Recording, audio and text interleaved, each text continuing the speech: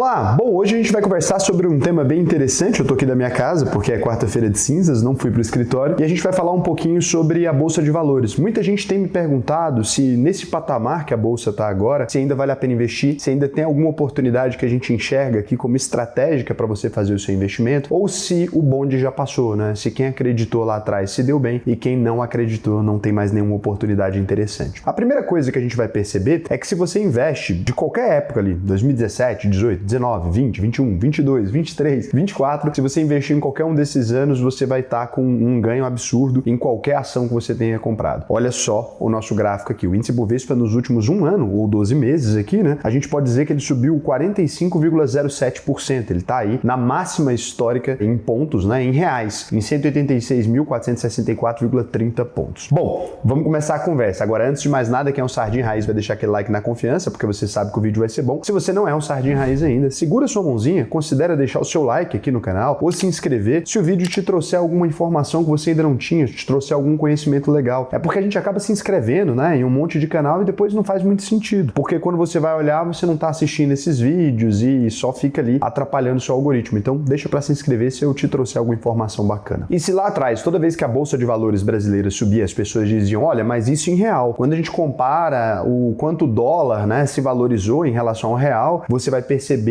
que a economia brasileira está em frangalhos e que as coisas não aconteceram. Isso foi verdade durante muitos anos, tá? Inclusive, várias empresas saíram do Brasil nesse período, deixaram de produzir aqui porque a desvalorização da moeda muitas vezes não compensava o lucro que eles estavam tendo. Para você compreender, né? Imagina que você fez um investimento em uma fábrica, você investiu $100 mil, que na época eram $200 mil. E aí agora você investiu nisso para ter um lucro de $10 mil, por exemplo, por ano, naquele período. De repente, a moeda se desvaloriza tanto que os seus $100 mil eles se transformaram em $500 mil. Nesse sentido, você pensa, nossa, que maravilha, agora eu tenho uma fábrica de $500 mil. Sim, só que aqueles $10 mil lá atrás, eles agora viram uma fração disso, né? Você vai ter que dividir isso por menos da metade ali, você vai ter que dividir por uma fração. Então, os $10 mil vão ter o poder de compra de 2 mil e alguma coisa em dólar, né? Não se transforma mais numa ferramenta útil para você extrair valor. Então, empresas multinacionais que tinham feito investimentos expressivos no Brasil, não de $100 mil, né? De bilhões, elas perceberam que elas não conseguiam ter lucro. Quando elas analisavam o custo da operação, na hora que ia voltar para dólar, a operação era sempre deficitária. Isso explica porque tanto o capital estrangeiro saiu do Brasil nesses anos, né, em que a gente teve a economia completamente estagnada. Se você observar a economia brasileira desde os anos 90 ali, né, dos 99 até agora, você vai perceber que a nossa economia não evoluiu, né? A gente teve um ápice ali em 2008 e depois disso a gente não conseguiu sair do lugar. Mas quando você olha a evolução da Bolsa de Valores em dólar mesmo, no momento atual, você vai perceber aí que a nossa Bolsa de Valores subiu 44,52% em dólar. Raul, mas isso é impactante, né? Isso é expressivo? Sim, é extremamente expressivo. Para você ter uma ideia, as 500 maiores empresas dos Estados Unidos, elas cresceram aí 12,60% no mesmo período, né? Então a Bolsa brasileira superou em quase 4 vezes a Bolsa de Valores americana. Isso explica por que esse fluxo de capital estrangeiro, né? Esse investimento, por que investidores americanos, investidores europeus estão colocando tanto dinheiro no Brasil. Algumas coisas ajudam a explicar isso, né? Tem gente que vai querer resumir isso aqui pelo lado político e dizer, olha, como o Lula é incrível e etc. Mas não, na prática, os conflitos internacionais, né, fizeram bolsas de países emergentes, principalmente aqueles que vendem produtos sem amplo valor agregado. Quando a gente fala isso, a gente está falando de commodities, minério de ferro,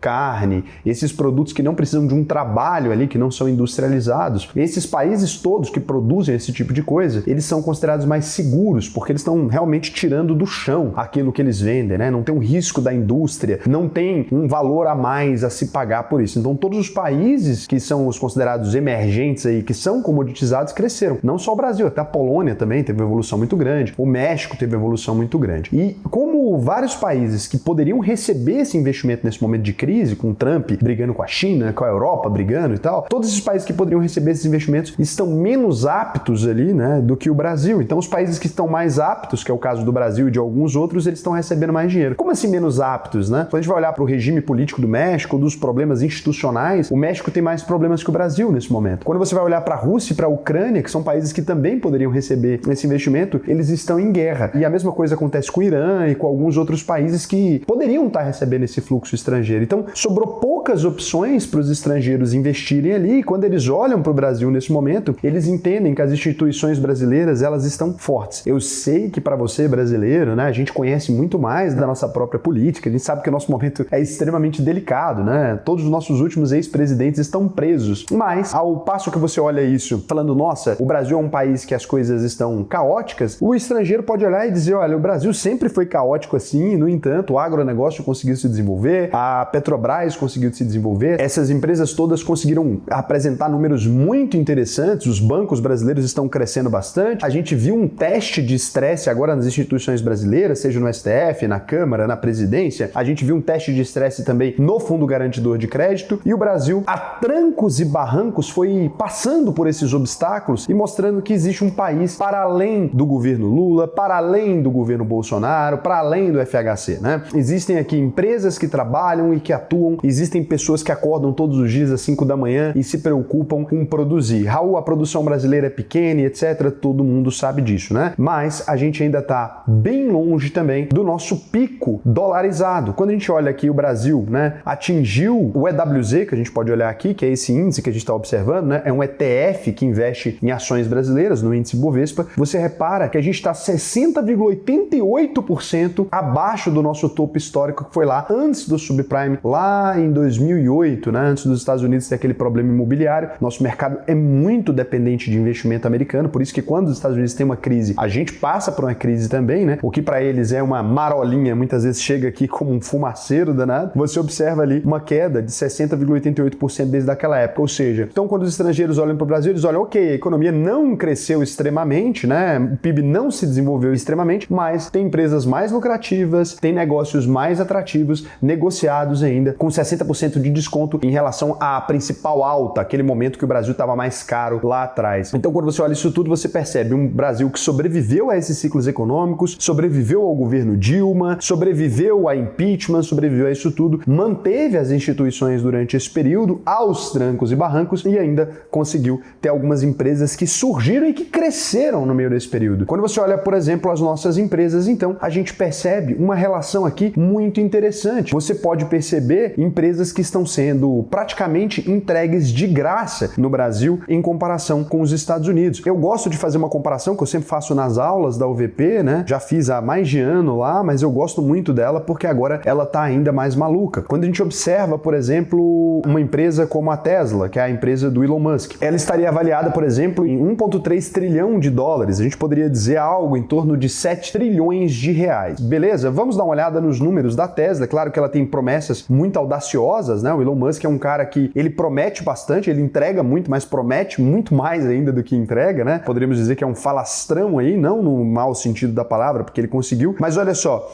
uma empresa que não tem lucros consistentes, né? Já representou prejuízo em anos próximos ali. A Tesla tinha prejuízo até o ano de 2019, depois ela começa a lucrar, um lucro de 7 bilhões de dólares aqui, você pode observar no ano de 2024, né? Um lucro que nem sempre cresce, uma empresa que tem um bom nível de endividamento e que está sempre prometendo crescer e crescer e crescer. Então aqui você consegue olhar a dívida líquida, né? E consegue olhar os múltiplos. Ela está sendo negociada a 310 vezes o preço por lucro, isso em anos. Então a gente está dizendo que as pessoas estão dispostas a pagar 310 vezes o lucro da Tesla por ela. É um volume bem assustador. Agora vamos observar uma gigante nacional que talvez vocês entendam isso. Então, a Petrobras, né, é uma empresa de petróleo que mantém o petróleo de todo um país, ok, né? A Tesla está na vanguarda dos carros elétricos, mas ela já é mais bem avaliada do que todas as montadoras do planeta somadas. Então, se você pegar BYD, Volkswagen, Fiat, Stellantis, o grupo inteiro, coloca aqui quais as marcas e etc, e somar, a Tesla ainda está avaliada a um valor maior, que pressupõe que se todos os carros fossem substituídos por Tesla, ela ainda estaria precificada acima do valor de mercado. Mas você pode dizer, não, é porque a Tesla promete talvez uma revolução completa na indústria, né? Pode ser que nem carros mais ela esteja prometendo. Ela já está prometendo robôs, ela está prometendo outras coisas. Sim, verdade. Mas o produto principal dela hoje, que ela tem hoje, são os carros, né? E ela já está avaliada mais do que todas as montadoras. Não estou aqui criticando o valuation de Tesla, cada um tem que investir de acordo com aquilo que quer. Mas se você vier aqui olhar para a Petrobras, né, com lucros bem mais consistentes aqui, você poderia dizer, né? A Petrobras Petrobras, o último prejuízo dela foi em 2016, de restante ela tem lucro muito expressivo, de 189 bilhões, ela teve lucro em 2022, 125 bilhões de reais em 2023 e de 37 bilhões de reais em 2024, o que é maior do que o lucro da Tesla. A Petrobras, no entanto, né, com uma dívida bem mais baixa, ela é negociada com um PL de apenas 11,36, ou seja, estou pagando 11,36 vezes o lucro de Petrobras. E Petrobras hoje é uma empresa avaliada, né, valor de mercado dela, quando a gente vai analisar, é de 496 bilhões em reais, né? Então, se você pegasse aí a avaliação de Tesla, né, de 1,3 tri multiplicado por 5,1, a gente teria aqui esses 6 trilhões de reais, né, dividido aí por esses 0,5, que é o valuation real da Petrobras hoje, você poderia dizer que Tesla está 13 vezes o valor de mercado de Petrobras com um lucro menor, né? É lógico, é uma promessa de que a empresa vai crescer e de que ela vai se desenvolver cada vez mais. Quando a gente olha, então, o PL da Bolsa Brasileira, de modo geral, se a gente fosse comparar agora do Ibovespa, né? Se eu clicar aqui no índice Ibovespa, ele é uma cesta de empresas, então essas empresas aqui, Axia, né, Santos Brasil, São Martinho, Companhia Paranaense de Energia, de Saneamento, Banco do Brasil, BTG Pactual, Caixa Econômica, todas essas empresas aqui, você pode olhar aí, né, que compõem o índice, eu vou passar rapidinho por elas. Se você pegar todas essas empresas e pegar o PL médio delas, ou seja, quantas vezes o lucro elas estão sendo negociadas, a gente poderia dizer que nos últimos 10 anos, o melhor, né, número que ela chegou ali em 2018 seria 18 vezes, em 2021 seria 17 vezes, né, alguma coisa nesse sentido, né, 18, 19, e quando você olha no momento atual,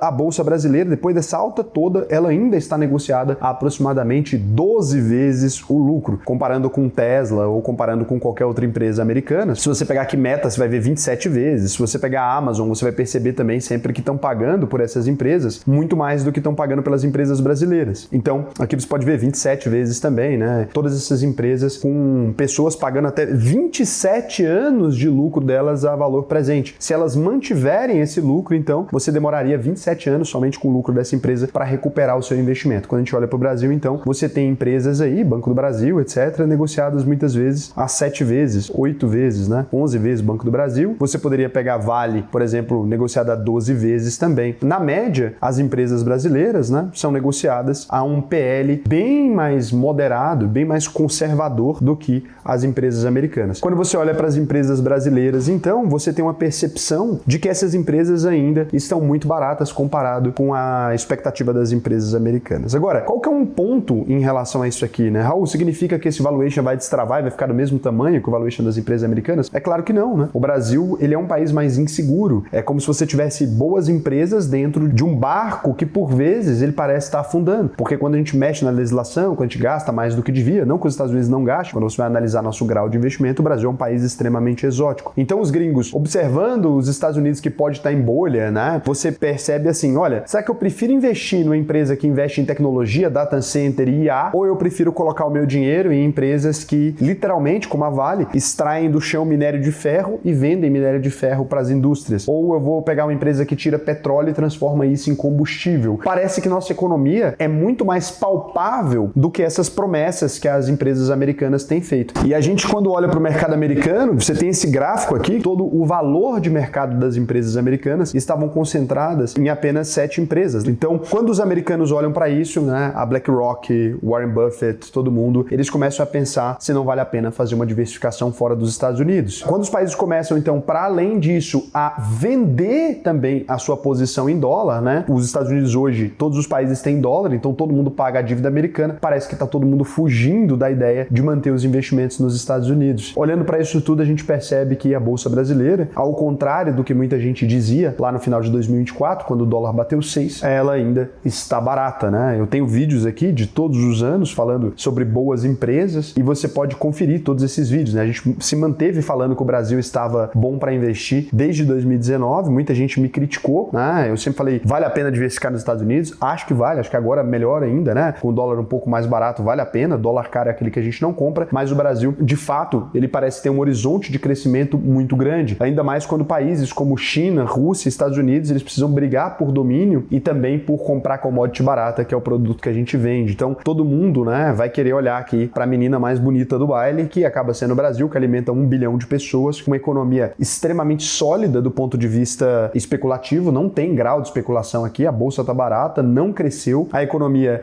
ela se mostrou resiliente às crises, né, um país que sobrevive a muitas crises, ele não é ruim, ele é, pelo contrário, ele se mostra mais forte. A economia brasileira, então, ela tem sido vista com um grande carinho por investidores internacionais, e pela primeira vez a gente pode dizer que se o Brasil acertar uns 3 ou 4 ponteiros aqui, essa eleição vai dizer muito sobre se a gente vai conseguir acertar esses ponteiros ou não. A gente pode ter um horizonte de crescimento ainda mais interessante para fazer aquilo que lá atrás Coreia do Sul fez, por exemplo, né? Ok, você quer colocar uma fábrica aqui, tudo bem, mas talvez eu precise aprender com você. Você pode ser obrigado para montar uma fábrica e explorar o meu mercado, você pode ser obrigado então a me ensinar como faz uma montadora, né? Eu vou querer aprender com a mão de obra. A China, você vai querer colocar uma linha de trem aqui, tudo bem, mas esse capital precisa ser também voltado para os interesses do Brasil nesse momento. Você vai pôr logística não onde você quer, você vai pôr logística onde a gente quer. Então, se a gente conseguir direcionar esse investimento estrangeiro, ele vai ser bom. Do jeito que esse investimento está entrando no Brasil hoje, eu devo te dizer que ele não é muito bom. Ele está entrando muito mais como capital especulativo e na nossa dívida, né? Que não é legal, fazendo um carrego da dívida ali, aumentando a nossa dívida pública, né? Tudo bem, é necessário, o Brasil precisa disso, mas o Brasil precisava aproveitar essa onda de investimentos muito melhor. Então, você que é brasileiro, pode investir. A gente deve esperar por agora, vou dizer para vocês, né? Uma onda de IPOs esse ano, porque a Bolsa Brasileira está subindo muito, o mercado está muito bom, então, obviamente, muitas empresas vão querer abrir mercado, captar dinheiro para poder expandir mais. A gente tem um mercado interno extremamente forte, a gente tem um país que está com a economia com a faca e com o queijo na mão para acertar, não acertou ainda, né? Não se refletiu em benefício da população, porque o Brasil, como sempre, não se preparou para as coisas darem certo, né? A gente se preparou a vida inteira para quando estava dando errado e para nova crise. Tanto é que ninguém disse até agora que a gente está no bull market, eu tô dizendo, né? Nós estamos em um bull market. O Brasil cresceu pra caramba nos últimos anos. Nesse ano já cresceu mais ainda e não existe nenhuma expectativa de diminuir. Lembre-se sempre que quando os investidores começam a investir aqui, você tem também outros investidores que vão vir investir aqui, não porque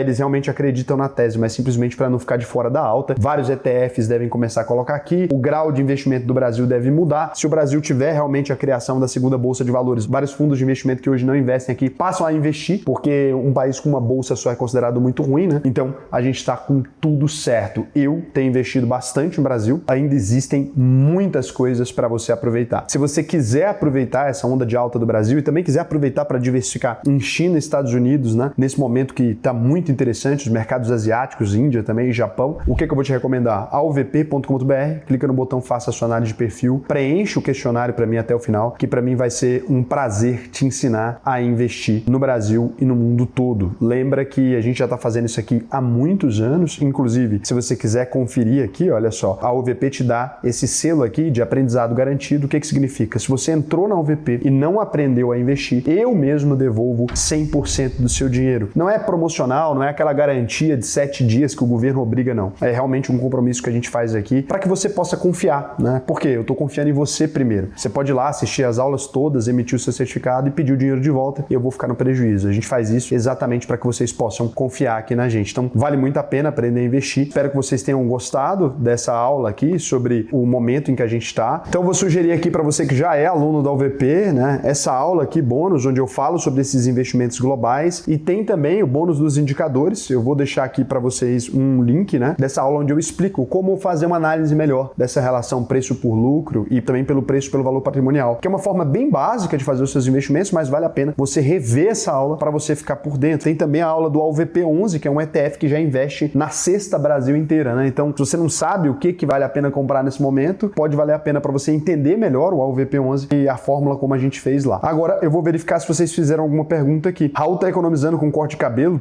Não quero cortar meu cabelo agora, tô com preguiça. O César Monteiro falou como fazer dinheiro com IA, Raul. Preferencialmente, né, é não usando a IA, é criando uma IA e vendendo para as pessoas que acreditam que a IA vai mudar o mundo, né? É sempre assim. Na busca pelo ouro, ganha dinheiro quem vende pá e picareta, né? Normalmente ganha muito pouco dinheiro quem procura o ouro em si. Beijo para vocês, até o próximo vídeo.